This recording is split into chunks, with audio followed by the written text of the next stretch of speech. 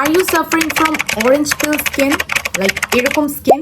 তো আজকের ভিডিওতে আমি 3 ইজি স্টেপস দেখাবো, যে 3টা স্টেপ ফলো করে আপনি এই স্কিন থেকে এই স্কিন পেতে পারেন। খুবই দ্রুত একটা রেজাল্ট পেতে হলে আজকের ভিডিওটা ফলো করতে হবে। আমরা আগে জেনে নিই যে এরকম অরেঞ্জ পিলস টাইপের স্কিন কেন হয়ে থাকে। তো ফার্স্ট রিজন হতে পারে আপনার স্কিন থেকে এক্সেসিভ সেবামটা প্রডিউস হওয়া। আপনার স্কিন থেকে যে ন্যাচারাল অয়েলটা প্রডিউস হয় সেটার থেকেও বেশি মাত্রায় অয়েলটা প্রডিউস হওয়া। এক্সেসিভ সেবামের কারণে যেটা হয়, অনেক সময় পোর্সটা ব্লক হয়ে যেতে পারে।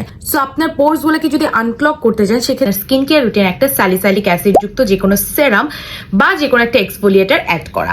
এটা প্রত্যেক উইকে আপনি একবার করে ইউজ করতে পারেন। স্যালিসাইলিক অ্যাসিডের এক্সফোলিয়েটারের মধ্যে আপনি অ্যাড করতে পারেন পলাস চয়েসের, এটা আপনি চাইলে আরেকটা অ্যাড করতে পারেন, সেটা হচ্ছে মেইসুকুর লোশন, যেটা হচ্ছে আমার খুব ফেভারিট। এটা যে জাপানিজ প্রোডাক্ট, এটাও হচ্ছে একটা এক্সফোলিয়েটিং লোশন। বাট সেকেন্ডলি হচ্ছে আপনার স্কিনের যে এক্সেস সেবাম বা অয়েলটা আছে সেটাকে কন্ট্রোল করতে হলে আপনাকে একটা রেটিনয়েড অ্যাসিড, যেটাকে আমরা অ্যাডাপেলিন জেলও বলতে পারি, তাহলে আপনার স্কিন কেয়ার রুটিনে রাখতে হবে to control your oil or extra যে serum. And lastly to hydrate your skin, use আর নিয়াসিনামাইড সেরাম।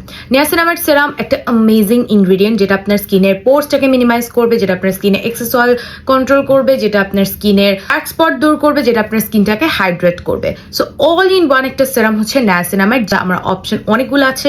ফার্স্ট আছে care nail, the ordinary niacinamide serum, অ্যানোয়ার niacinamide serum, beauty formula যে নিয়াসিনামাইড সেরাম, কস্টে বাহার নিয়াসিনামাইড সেরাম। এই সেরামগুলো কিন্তু অনেকটাই বেটার ওয়ার্ক করে।